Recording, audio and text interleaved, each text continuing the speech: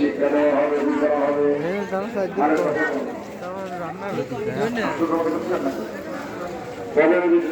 শিক্ষা দিয়ে দেওয়া হবে। হাদিস শরীফ সেখানে নকল করা হয়েছে। আল্লাহ নবী বলেন ওই জায়গায় শিক্ষা দিল শিক্ষকতা 2 জন 10 জন, এই 2 জন হলো রহমতের ফেরেশতা। এই হাদিস শরীফটা আব্দুল কাদের জিলানী রহমতের নকল করেছে।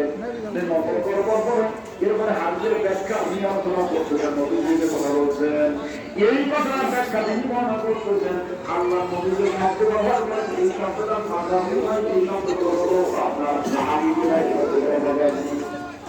আল্লাহ নবী বলছেন তুই তো রহমতের ফেরেশতা আছে, এইটা হাবিবি শব্দ না মাঝামি শব্দ।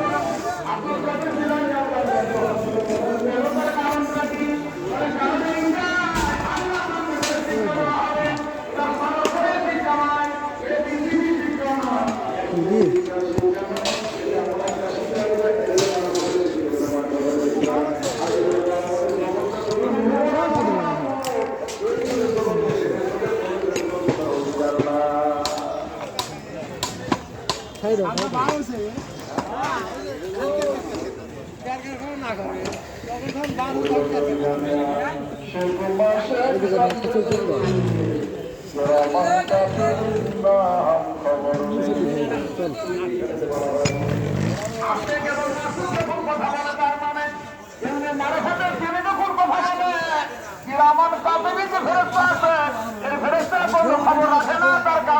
ওই জায়গায় তারা প্রবেশ করতে পারে না, এই জন্য তারা খবর রাখতে পারে না।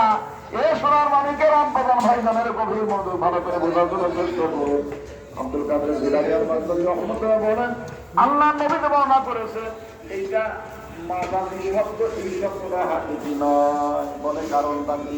বলে এই 2 জন আসলে রহমতের ফেরেশতা নয়, কারণ রহমতের ফেরেশতা সেই জায়গায় প্রবেশ করার ক্ষমতা অধিকার তাদের নাই। এমনি মানবতার জগতে শিক্ষা দিলে অধিকার ফেরেশতাদেরকে দেওয়া হয় নাই। বলে তাহলে কারণটা কি? শ্রোতা বিভিন্ন প্রকার আছে, আর নবীর ভাষা নবী, এই জন্য এই জায়গায় মাঝামি শব্দ নবী ব্যবহার করেছেন। পরবর্তী জামানায় কেউ যারা জ্ঞানী আছে, উলুল আলবাব যারা আছে, ওরা মাঝামি আর হাকিকি এইটা তারা সুন্দর করে তারা বুঝে নেবে। যেমন আব্দুল কাদের জিলানী আল বাগদাদী রহমতুল্লাহ সুন্দর করে ব্যাখ্যা করতেছেন কথাগুলো হলো হাকিকি না মাঝামি। প্রকৃতপক্ষে ওই 2 জন, একটা হলো ওনার পীর মুর্শিদ তার রুহানি শক্তি, আর একটা হলো রহমতুল আলামিন নবীর রুহানি শক্তি। জোরে বলে মারহাবা। এই 2 জন সেখানে শিক্ষা দিতে থাকবে। শুধু তাই নয়, আব্দুল কাদের জিলানী আল বাগদাদী রহমতুল্লাহ বলেন এই শিক্ষা দেওয়ার পাওয়ার ক্ষমতা এত বড়, একের পর একটা সবকগুলো পরিবর্তন হবে। পরিবর্তন হতে হতে মানুষরা কিয়ামতের ময়দানে আদালতে একসাথে মানুষরা আরেফের দরজানে মানুষরা দাঁড়ায় যাবে। জোরে বলে মারহাবা। কিসের দরজা? কিসের দরজা? আরেফ কারে বলা হয়? আরেফের ব্যাখ্যা করেছেন, বর্ণনা করেছে আরেফ কারে বলা হয়।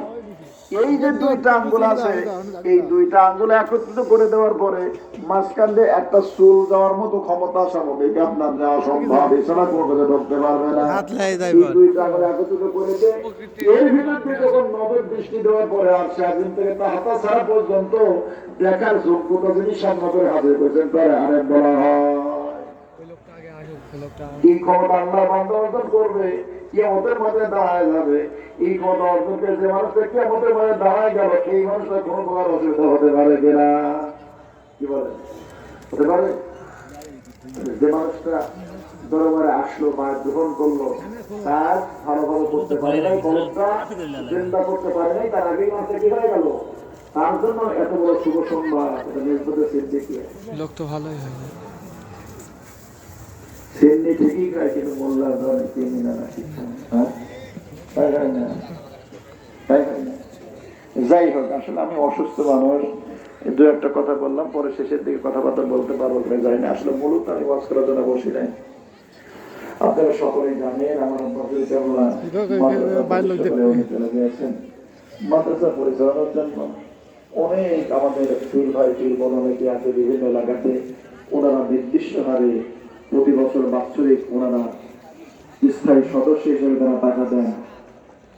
কি বলা আছে না, অনেক এলাকাতে আছে, কিছু কিছু এলাকায় সংখ্যা একেবারে নগণ্য, কিছু কিছু এলাকা আছে অনেক আছে। যাই হোক, যেদিকে নাই সেটা চেষ্টা করবে। আর অধিকাংশ মানুষ অনেকে আছে তারা শরিকি হয় নাই, আছে না? কি বলে?